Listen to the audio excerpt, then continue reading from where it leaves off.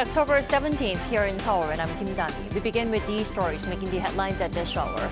Starting with North Korea defining South Korea as a hostile state in its constitution. The North State media reported on the regime's blowing up of roads connected to the South, where it sneakily revealed that its constitution now defines the South as a hostile state. Ukraine says its military intelligence has proof that North Korea has dispatched troops to assist Russia in its war efforts. According to Ukraine, 10,000 North Korean soldiers are currently being trained in Russia's Far East. 4 local government heads and Seoul City's Superintendent of Education have been newly elected here in South Korea, where the ruling and main opposition parties won crucial regional by-elections in their respective strongholds. North Korea this morning publicly reported on its constitutional amendment defining South Korea as a hostile state. Along with the details of road explosions it staged on Tuesday, our Kim Bo-kyung starts us off. North Korean state media for the first time publicly mentioned revisions made to the North's constitution regarding inter-Korean relations. The constitutional amendments clearly define South Korea as a hostile state. In a report on the North state-run Korean Central News Agency on Thursday, the regime said it was, quote, an inevitable and legitimate measure stemming from the serious security circumstances mounting to the unpredictable brink of war due to grave political and military provocations of the hostile forces. The regime previously convened a key parliamentary meeting, the Supreme People's Assembly, earlier on October 7th and 8th. It was widely thought that the North could have made constitutional changes defining inter-Korean relations, as Pyongyang had declared its intention to redefine Seoul as a hostile state last year, along with Kim's order to remove references to peaceful unification. But those revisions had not been disclosed until Thursday's news report. The report did not mention further details other than mentioning how the Constitution defined the South as a hostile state. Also on Thursday, KCNA reported on the North having detonated the last symbol of inter-Korean reconciliation, the Gyeonggi and Donghae Line roads. It said the explosions carried out by the Korean People's Army have completely blocked parts of the road and railway along the east coast and parts in Kaesong in the west. While saying such a move was to completely separate the sovereign territory of the North and the South, the North's Defense Ministry spokesperson said the regime's actions to permanently fortify its southern border will continue. Quoting its land ministry, the regime emphasized that the explosions had no negative impact on the surrounding ecological environment and confirmed that the physical connections between North and South Korea were now thoroughly severed. Kim Bo-kyung, Arirang News. Ukraine's intelligence says it has proof that North Korea is transferring more than just weapons to Russia, saying Pyongyang has sent its soldiers to back Russia in its war efforts. Lee Seung-jae has the details. Kyiv says its military intelligence has evidence that North Korea has deployed troops to assist Russia's war efforts. According to Ukrainian President Vladimir Zelensky at a parliamentary address on Wednesday, its intelligence has observed not just the transfer of weapons from North Korea to Russia, but also the transfer of individuals. Zelensky says the North Koreans are workers sent to Russian factories to replace those killed in the war, as well as personnel for the Russian army. Amid earlier reports that some 3,000 North Korean soldiers have been deployed to Russia, Ukraine's military intelligence told the Kyiv Post on Wednesday that 10,000 North Korean infantry soldiers are undergoing training in Russia's Far East. It added that the troops are being prepared for deployment to border areas near Ukraine and for the rotation of Russian troops. Kyiv's military intelligence says Russia is struggling with a significant manpower shortage on the front lines, prompting North Korea, a key ally of Russia, to step in to provide large-scale support, not only with weapons, but also personnel. Russia, however, seems to be avoiding any direct response to the allegation that Pyongyang has been supplying Moscow with personnel. According to Russian Foreign Ministry spokesperson Maria Zakharova on Wednesday, it's irrelevant who is involved in the special military operation, adding that it is information only Russia's defense ministry will have. Meanwhile, Washington expressed great concerns over growing military ties between North Korea and Russia after Russian President Vladimir Putin earlier this week put forth a motion to ratify the Comprehensive Strategic Partnership Treaty with Pyongyang. U.S. State Department spokesperson Matthew Miller said the U.S. continues to have great concerns about the growing security relationship between Russia and North Korea. Lee Seung-jae, Arirang News.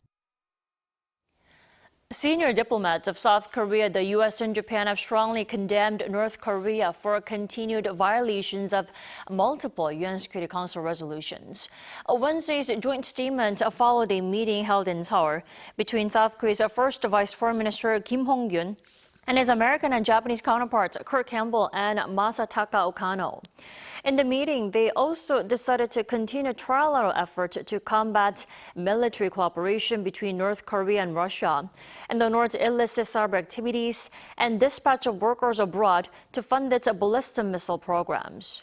Now, the three officials have agreed to strengthen cooperation to promote human rights in North Korea, calling for an immediate resolution regarding the issues of abductees, detainees, and unrepatriated prisoners of war. President Yoon Suk-yeol called for efforts to further develop the global comprehensive strategic alliance between Seoul and Washington. This came on Wednesday as he met with North Dakota Governor Doug Burgum.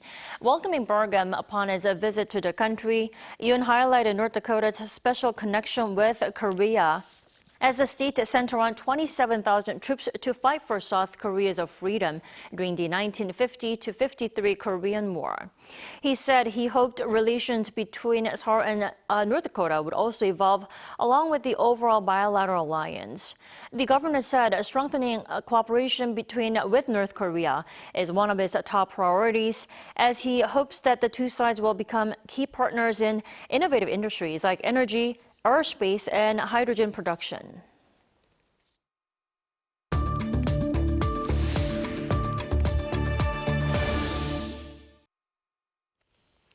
Israeli Prime Minister Benjamin Netanyahu has reportedly approved targets for an attack on Iran. Now, what cards does Israel have?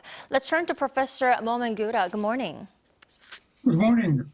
Like I said, Israeli Prime Minister Benjamin Netanyahu has reportedly approved targets for attacking Iran. Now, what is Israel's plan? Will it attack its oil facilities? It won't, though, right?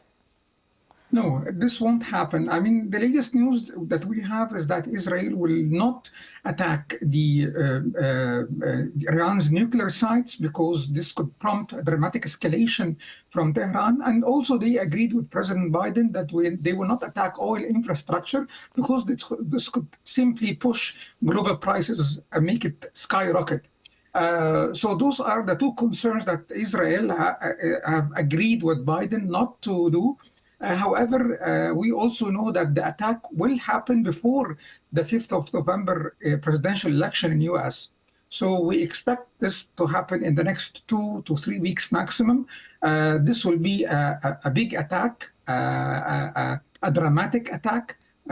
But so far, this is what we have been knowing. But the thing that we also know that there is a huge amount of coordination between U.S. and Israel when it comes to this attack. So the Israel is now, according to U.S. officials, are saying they are in a more moderated place. On the other hand, if you look at Iran's foreign minister, Abbas Araghchi, it feels like they are more like in a desperate place because he's been visiting many countries in the last few days. He visited Iraq, Lebanon, Qatar, Saudi Arabia, Oman. He's now in Jordan, and he will visit Turkey and Egypt very soon. So it seems he wants to have like some sort of a coalition against any sort of big attack that Israel is holding so far. Well, while the attacks appear to be imminent, Professor Gura, the U.S. is now warning Israel that it would restrict military aid unless there is a dramatic, improvement in the aid to Gaza. Will this be motivating enough to convince Israel to, halt the war? Of course. So the situation in Gaza now is, of course, catastrophic. The first aid in 2 weeks has gone to Gaza in the last few days only.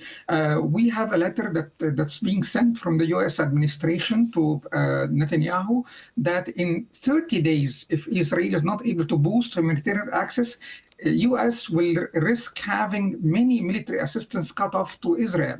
So the letter is sent to Biden from Biden administration, and this is the most public criticism that we have received towards humanitarian aid towards Gaza. It was supposed to be actually a private letter, but it was leaked by Israeli reporters. Right. And this is a line-by-line examination of Israel's obstruction of aid deliveries, which exposed 1.7 million Palestinians to serious risk of disease.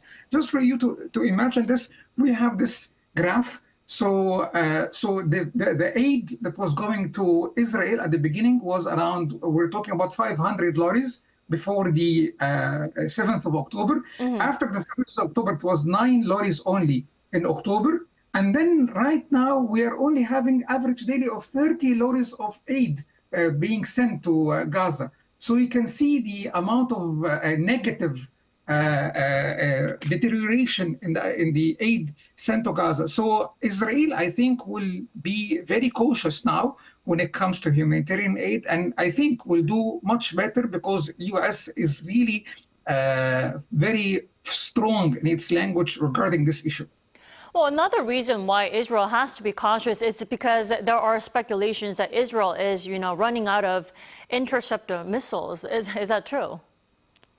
Well, to be honest with you, there are different reports. I mean, some were saying, yes, I mean, Financial Times and Foreign Policy, they have reported this, that Israel is facing some shortage in interceptor missiles, and Israeli officials are saying the factories for missiles are working 24/7.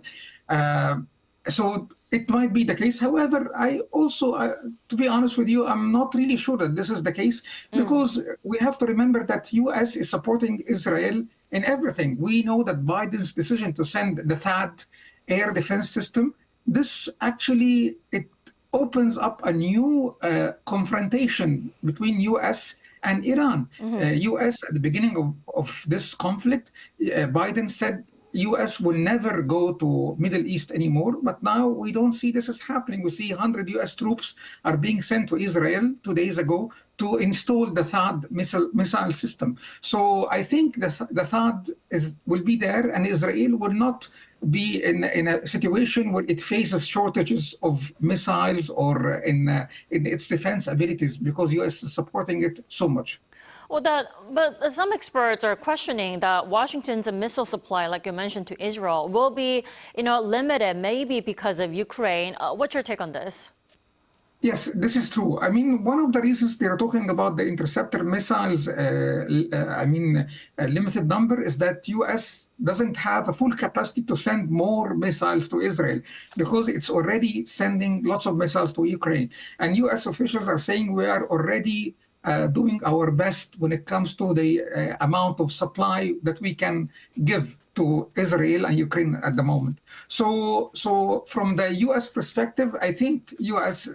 is clear about this, and they are direct. They are not giving any false hopes that they're able to extend more missiles. But from the Israeli perspective, I would say this is, it can be some sort of a strategic game. We have to remember that before the killing of Hassan Nasrallah, Israel, just 1 day before it, Israel was saying, we want to have peace agreement, we want to have peace negotiations. So I think this is an Israeli tactic, more or less, which can really send Iran to the wrong direction, that Israel is weak, while Israel is not weak by any means. Alrighty, Professor Gura, thank you so much for your insight this morning. You have a wonderful day. Thank you so much. Happy to be here with you. Thank you.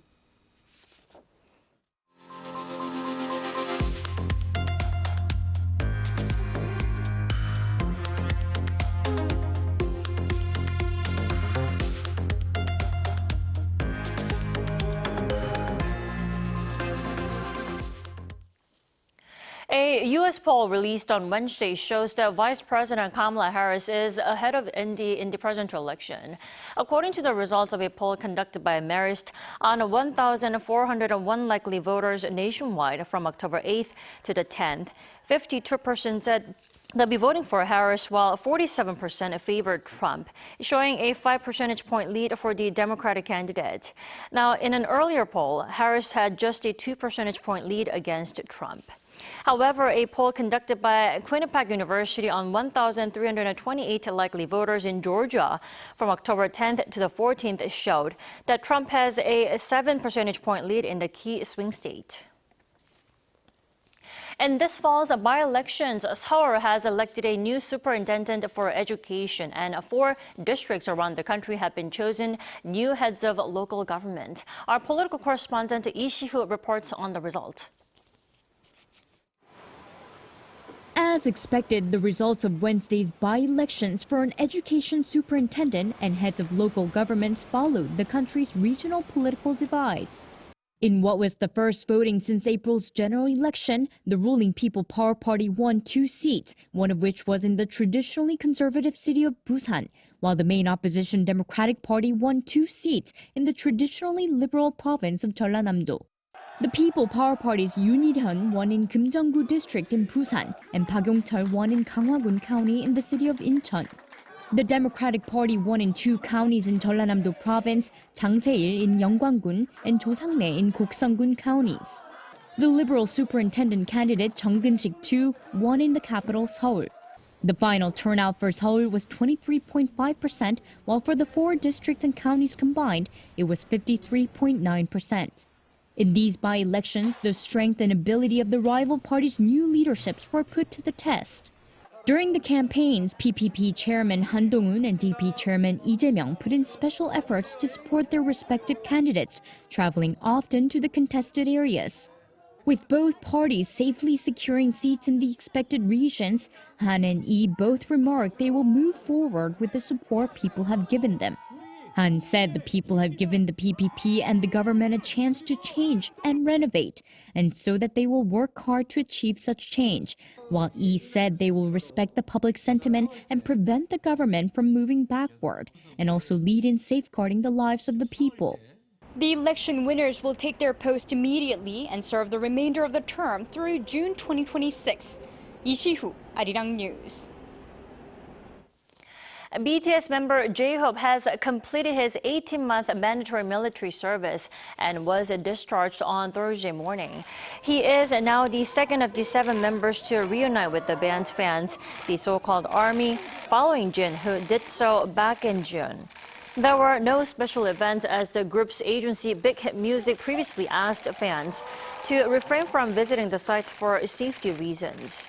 While celebratory messages and billboards were already put up all over Seoul and internationally, many more are expected to appear on Thursday. 1 million copies of books written by author Kang have been sold in less than a week after she won the Nobel Prize in Literature.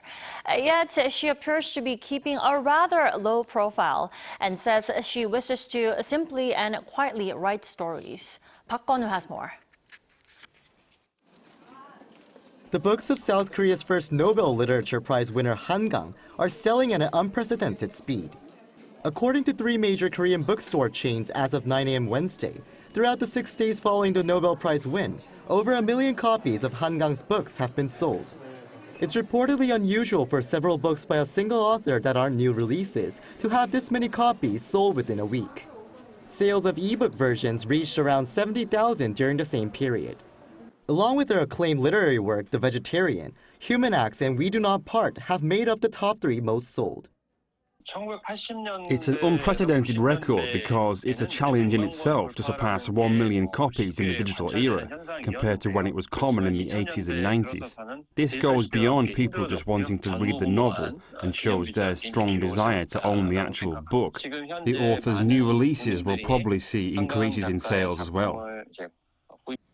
Despite her popularity, Han, during an interview with Swedish public service television company SVT, said that she doesn't want the spotlight and wants to stay quiet and peacefully thinking about the meaning of the prize. She also says she would like to concentrate on finishing her new novel and then writing her Nobel Prize acceptance speech. Han is set to receive her Nobel Prize in Literature at the ceremony held in Sweden on December 10th. Park Go-nu, Arirang News.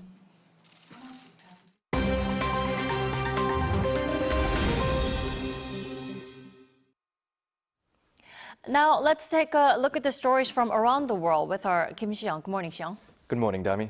So a tragic accident in northern Nigeria happened involving a fuel tanker that exploded. What happened? That's right, Dami. The terrible accident in a village in Nigeria involved an oil tanker that lost control and crashed, spilling fuel before it caught fire and exploded in a crowd of people. Now, according to Nigeria's emergency agency, the fuel tanker overturned and exploded on Tuesday evening in Jigawa State, killing at least 147 people and injuring another 70. A local police spokesperson said that the tanker somersaulted after the driver lost control and spilled fuel into a drainage ditch, and that the explosion took place as village residents rushed to collect the fuel. The official added that a mass burial was held on Wednesday afternoon for the victims. Although fuel tanker accidents are not uncommon in Africa's most populous nation, where oil is frequently transported by road, Tuesday's blast was one of the worst in recent times. According to Nigeria's Road Safety Agency, there were over 1,500 fuel tanker accidents recorded in 2020, with more than 500 deaths.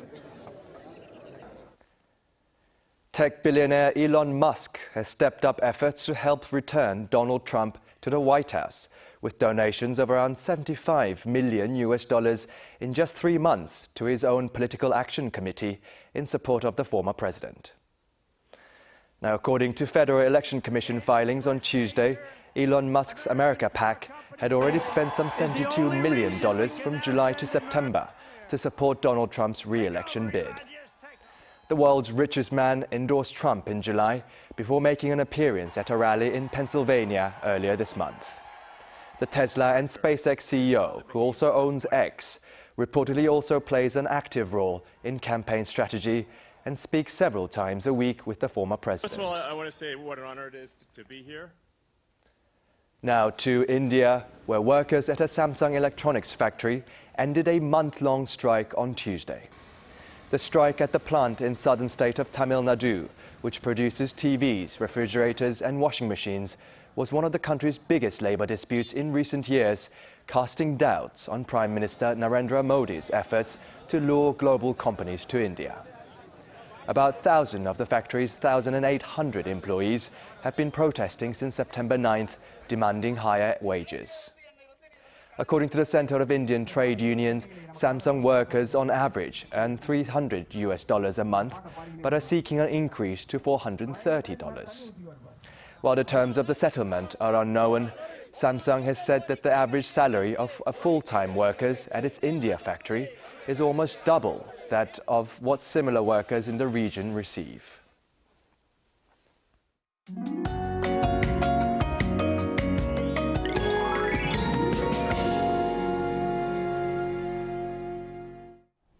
It was another foggy start to the day with a low visibility warning issued for Gwangju and Cheongju airports.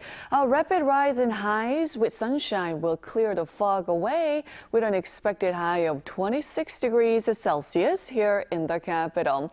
Well, that's far higher than what we would normally see around this time. But tomorrow's rain will bring a big cool down this weekend, waking up to single-digit morning temperatures on Sunday here in Seoul. Now, it's forecast to rain down heavily on Friday, possibly seeing up to 200 millimeters for the east of Gangwon-do province. So we do need to layer up to stay warm this weekend. But definitely not today. Central regions will get sunnier skies with warmer highs, so it might be too warm for a morning jacket by the time we reach the afternoon. Meanwhile, southern provinces will be cloudy with a high of 25 degrees Celsius in Gwangju and Busan this afternoon. That's Korea for you, and here's a look at the international weather conditions.